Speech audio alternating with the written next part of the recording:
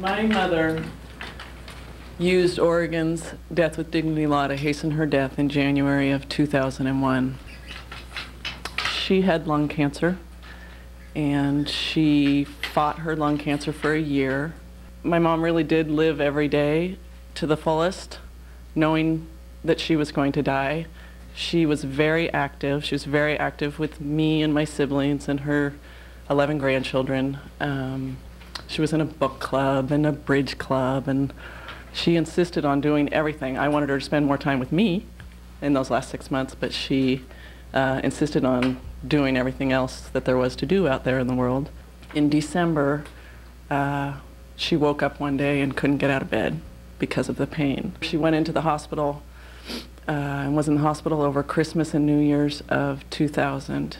And she spent about 3 weeks there. She had a pain specialist. She had a intrathecal pump, I think it's called, morphine pump installed to inject the morphine directly into her spine. And we were trying desperately to get her comfortable enough that we could take her to the Oregon coast, which was her favorite place in the world, and about 90 minutes from Portland. And that was where she wanted to die. We were not able to get her well enough to do that, but we got her back home. And once we got home, she was done. And she knew it. She just felt done. And she told us all. And I think my brother and sister that are physicians had to think about it. But we all supported her from the beginning because that decision was so very consistent with who she was and her personality. She had had a lot of pain and had endured that for over a year. But there were other very clear issues for her about loss of control and loss of dignity, just wanting to be present in her life and wanting to be present in her children's life and her grandchildren's life.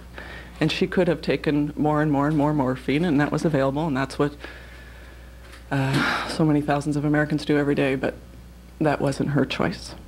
There's a 15-day waiting period from the time that you make your first request, and on the 15th day, for every one of those 15th days, my mother would say, how many more days?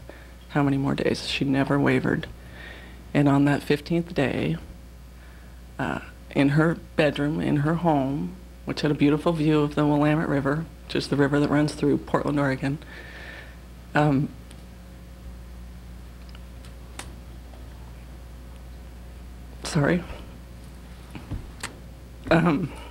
her 5 children, all of our spouses, her sister, her remaining sister, traveled from Pennsylvania, and her nephew, and my mom's longtime internist who prescribed the medication for her.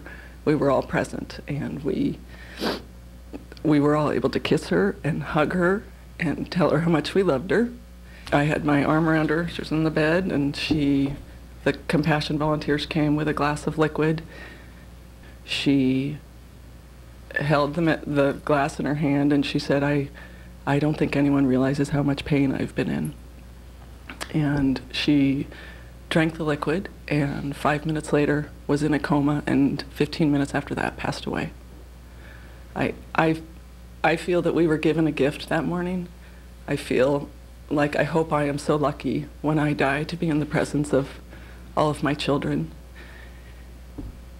And I'm a strong supporter of the law as a result.